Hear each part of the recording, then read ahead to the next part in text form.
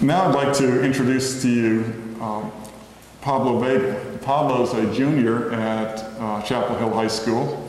He was born in Peru, and he attended Sewell Elementary for grades 2 and 3.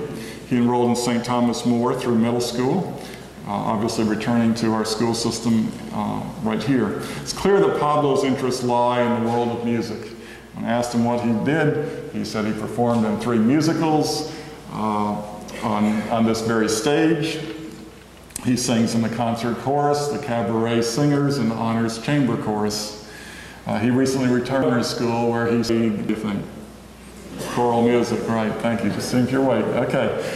Pablo's poem was selected by his peers, outstanding poem in the anthology. So let's take a look at his work.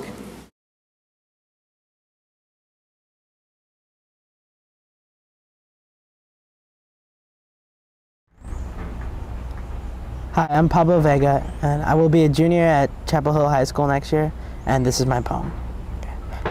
I am from a clash of color, from an idea of love modeled for others' perceptions. I see me as I am, but am hidden from others' views. I am who I am, but a living contradiction to my peers. I see life as a blessing, a gift granted to me. Why should my tint describe me? Why should my culture degrade me? Why should the ignorance of another conjure my presence? Too many times I've been disappointed by the looks, by the sneers and the misconceptions of the people who don't get me, who don't understand why it hurts. I dream of a place of glory and freedom, of losing the weight of oppression on my back. I dream of the enlightenment of people, of the opening of their eyes.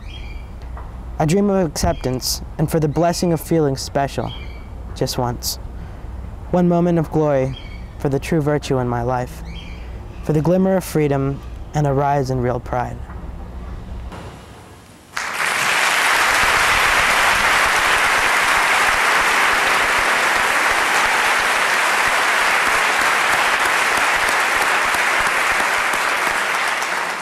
Good morning. Good morning.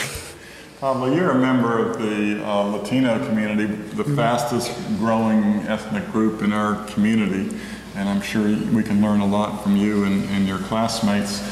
Can you talk to us about experiences that either you've had or other students, Latino students might have had, where people tended to stereotype them? Yeah, mostly I think this stereotype that every Latino that's seen, is automatically Mexican. I've gotten that a lot just from looks and places I've gone to. I told the story before. When I first moved into my neighborhood, there was a kid driving by with a bike, and we stopped by to say hey, and my mom asked him if he spoke Spanish, and he said, "No, I'm human." And things like that. And pretty much, I haven't experienced so much racism myself, but definitely in the community I've seen a lot of the looks that people get when they go into places, and a lot of the stereotypes of what they do, and that just because, like I said, they're Latino, they're automatically Mexican, and that, they're worthless, and that's definitely something that should be changed.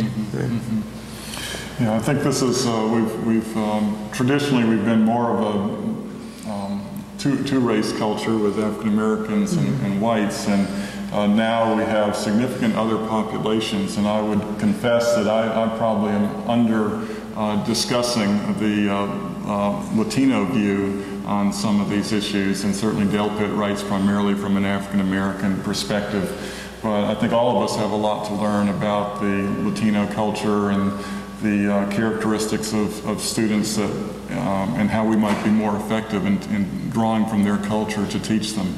So I hope that you and your classmates will help us learn more about your culture and help us to be more supportive of you.